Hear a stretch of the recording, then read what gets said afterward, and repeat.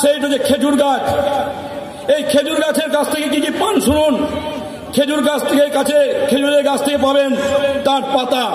সেই পাতা দিয়ে কৃষক তার ভূমিকে গবাদি পশু ছাগলের হাত থেকে রক্ষা করবে, তাকে ঘিরে দেয়। দ্বিতীয় নম্বর, সেই তাল পাতা, সেই খেজুরের পাতা থেকে তালায় চাটাই তৈরি হয়।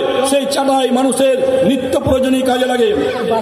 খেজুর গাছের গোড়া থেকে আগেকার দিনে বাড়ির বর্গা খুঁটি হতো, বাড়িটাকে ধরে রাখতো। কিন্তু এই খেজুর গাছের গুণ কি? খেজুর গাছ কিন্তু সহজে কিছু দেবে না। খেজুর গাছের যদি আপনি যান, পালি কাটতে যান, হাতের দ্বারা হবে না, কাটতে চায়। খেজুর গাছে যদি খেজুর ফল পাড়তে যান, তাহলে লোহা দিয়ে পাত কাটা যায়। আর তার থেকে যদি পাওয়া যায় সুস্বাদু রস, সেই রস বার করতে গেলে আপনাকে চাই একজন পাশি। আর সেই পাশি কি করবে না, একটা ডাং চাই, ডাং। আর সেই ডাংকে তখনকার দিনে বলতো লেয়ালির দড়ি বা খড়ের দড়ি, সেই দড়িকে বেঁধে সে হেঁসো নিয়ে এসে ছুলে তার কাছে রস বার করতো। ঠিক তাই আমাদের যারা এই পুলিশ আছে, এই পুলিশের কাছে আপনি ভালো কিছু পাবেন না।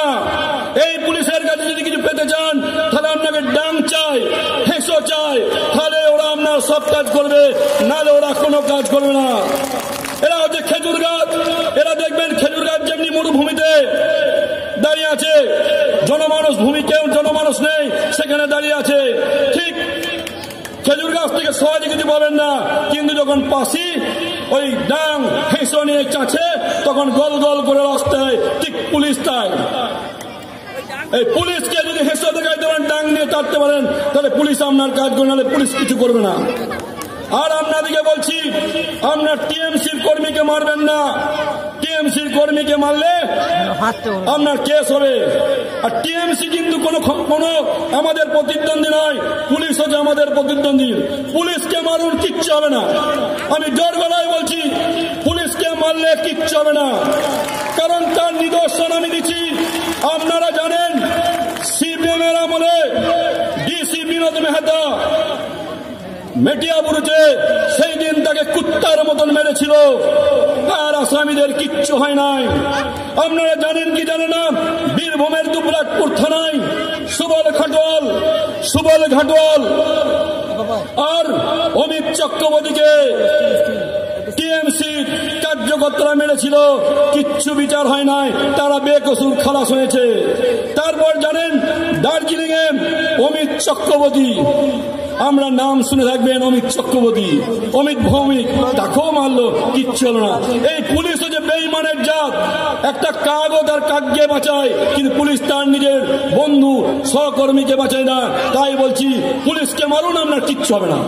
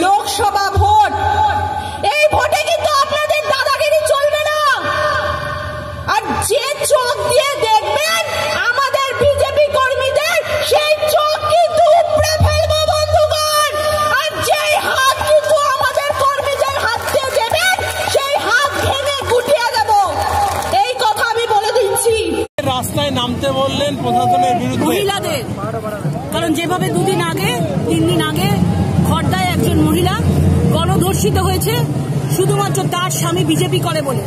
এখনো পর্যন্ত পুলিশ একজনকে মাত্র, আমরা আন্দোলন করার পর একজনকে অ্যারেস্ট করেছে, 4 জন লোকাল লোক ছিল।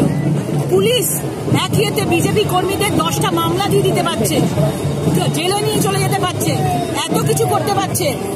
যারা কখনো অডিও কল, তারা পুলিশরা ট্র্যাপ করছে, এত তাড়াতাড়ি সবকিছু করতে পারে। অথচ 4 জন গণধর্ষণ করেছে সেই দুষ্কৃতীদের এখনো পর্যন্ত ধরতে পারলো না, কারণ তারা যেভাবে মহিলাটাকে কি করে কলঙ্ক দেওয়া যায় সেই ধরনের পরিকল্পনা চলছে। সেই জন্যই বলা হয়েছে পুলিশের ওপর আমরা ভরসা করি না। পুলিশ আজকে ওদের আছে, কাল হয় পুলিশের কি অবস্থা হবে সেটা আমরা দেখে নেব। সেই জন্য আমরা মহিলাদেরকে বলেছি নিজেদের জন্য নিজেদের যদি রক্ষা করতে হয়, নিজেদের পরিবারকে যদি সুরক্ষা দিতে হয়, নিজেদেরকেই অস্ত্র হাতে নিয়ে রাস্তায় নামতে হবে। বিরুদ্ধে না পুলিশের বিরুদ্ধে? কার বিরুদ্ধে আন্দোলন? তৃণমূলের বিরুদ্ধে। পুলিশ কি করবে? পুলিশ তো তৃণমূলের লোক। পুলিশকে তৃণমূল যা বলে তাই করে। পুলিশকে আবার কেউ মানে নাকি? তার তো কোনো কিছুই নেই। পুলিশের শুধু কস্টিউমটাই পরে থাকে, উর্দিটাই পরে থাকে। তৃণমূলের জন্য বলছে। কি ধরনের অস্ত্র নিতে বলেছেন? যে ধরনের মহিলার কাছে থাকবে তারা বাড়ি থেকেই তারা নিয়ে আসবে। যা থাকবে অস্ত্র হাতে কিনতে তো আর পারবে না, কোথাও তো অস্ত্র পাওয়া যায় না।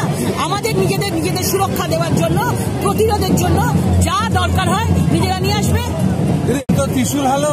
ত্রিশূল হাতে নিলেও তো মামলা হয়, তাহলে মামলা হলে কে? মামলা হলে হবে, ত্রিশূল হাতে নিলে মামলা হয়। হাতে বোমা হাতে নিলে, উন্নয়ন যখন বোমা হাতে নিয়ে, তরোয়াল হাতে নিয়ে যখন পঞ্চায়েতের সময় সবাইকে মারধর করছিল তখন কেন কেস হয় না?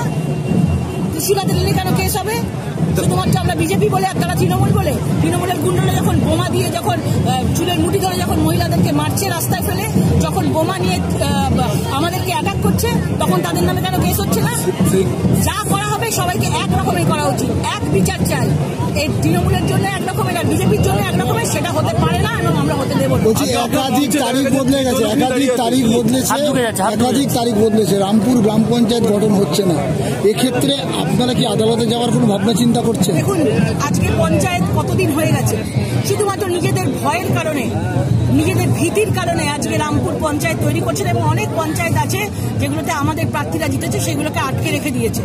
এবং আগামী দিন এর ফল আমরা পাবোই এবং দরকার হলে আমরা আইনগতভাবে ব্যবস্থা করব যে কিভাবে এই পঞ্চায়েতের বোর্ড কেন গঠন হচ্ছে না এবং আগামী দিন কিভাবে গঠন করা যায়, তার জন্য আমরা আইনগত সাহায্য